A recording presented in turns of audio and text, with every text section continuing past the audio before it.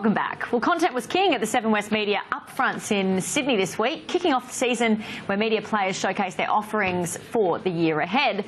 The focus was squarely on innovation and multi-platform delivery, with Seven revealing its plans for live streaming across mobile and tablet devices. The network also unveiled new local content, including fresh reality offerings and also investment in Australian drama. Sky News business reporter Dan Murphy spoke with Seven West Media Chief Executive Tim Warner about just how confident he is on their content offering. We don't want to come across as arrogant, but the feedback that we've had already is that we have got some strong new ideas. I think this year we've gone for a lot of fresh things and not down the sort of well-worn path. But look, there are a number of dramas there that I think will work for sure, and there are a number of new series that I think have got a really good chance. So, yep.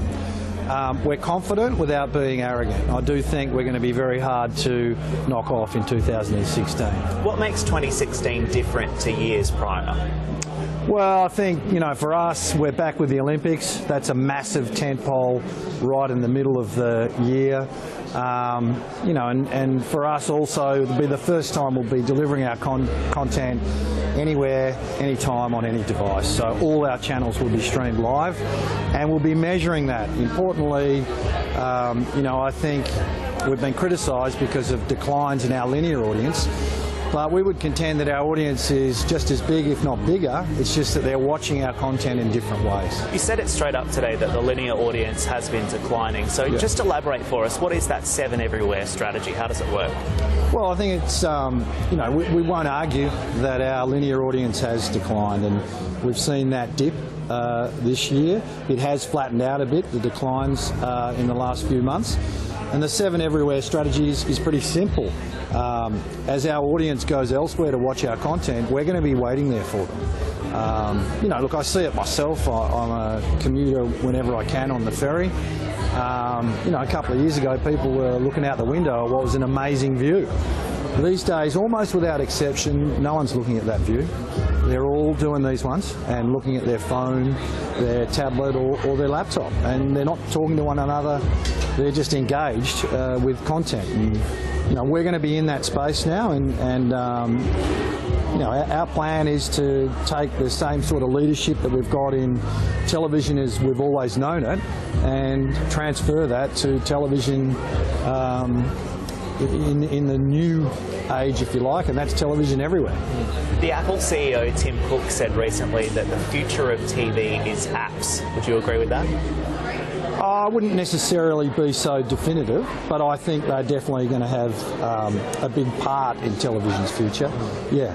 You also spoke today about the Big Red Train and also the launch of streaming. So just elaborate on that for us. What type of opportunities does streaming present in terms of reaching new audiences and engaging with the audience that you have now? The Big Red Train is something that was kind of a rallying cry internally, probably 2004, 2005, when we first started to make a charge at leadership. And really it spoke of relentlessness, because that was one of the maxims that we pursued with great vigour, was relentlessness. And a train seemed to be the right way to express that, pardon the pun, and red and big because of that Big Red 7. So that's the Big Red Train, and now the train, sort of, the destinations are varying a little bit. It's not just the television, the flat screen in your lounge room. Seven's content's going to be available everywhere. And that really is the strategy. Is now, we recognise our audience is going elsewhere for content, and we're going to be waiting for them. So it's Melbourne Cup when streaming will launch, is that right? That's right, yeah. The day the nation comes to a standstill is the day we start something really exciting. So if you're on a train, you're going to be able to watch the Melbourne Cup live on your mobile phone or on your iPad? You can watch it anywhere. Right. Yeah. And so what that also means is that you'll be able to not only watch the feed of Seven, but you'll be able to watch those commercials as well. Is that right? That's right. We're taking our partners' messages onto that train, onto the ferry, anywhere. And will that be in all cities, or will it be geo-blocked? It's everywhere around Australia. Okay. Can I also ask you about the fact that content is king nowadays? So what do you see as the greatest opportunity to build revenue at Seven in 2016 using the content and the platform that you have? Yeah. look, I think content is still king and always will be, and that's why, we're a storytelling organisation. And without doubt, one of the biggest opportunities that we have to build revenue is with our production business. We've already got production houses in London and Los Angeles. We plan to look at opening more, plus this one that you're in right now here in Sydney. So we're growing the amount of content that we originate and therefore own really fast. And that's a very big opportunity for us, and it's one that we're going to grab with both hands. And more broadly, we've got new leadership in Canberra as well. Have you had an opportunity to pick up the phone or take a call from Malcolm Turnbull or the new Communications Minister yet? I have met with the new Communications Minister, and I have communicated with the new Prime Minister just to congratulate him. What do you see as, I guess, some of the key issues on the agenda? Well, it was a listening meeting, so they were really listening to us. But, for us, the biggest issue is licence fees. We pay licence fees that are far in excess of what are paid in other territories around the world, and that's something that's got to be fixed. I mean, we need a level playing field in this country so that Australian-owned organisations like Seven can compete. And at the moment, it's not level and it's not fair. Can we expect you to be more vocal on that issue throughout 2016? Yeah, I don't want to be a broken record, but yes. And just before we let you go, number one for 9 years, you confident you can still be number one 2020? I think if we just keep this is a momentum business, and we've had momentum for 9 years. I'm confident we'll be number one next year, and if we can keep that momentum, there's no reason we can't be number one right out to 2020.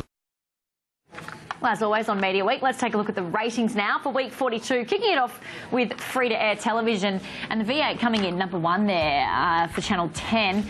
9 News Sunday, 7 News Sunday, The Block, and then the Bathurst D3 race also for Channel 10 coming in that top 5.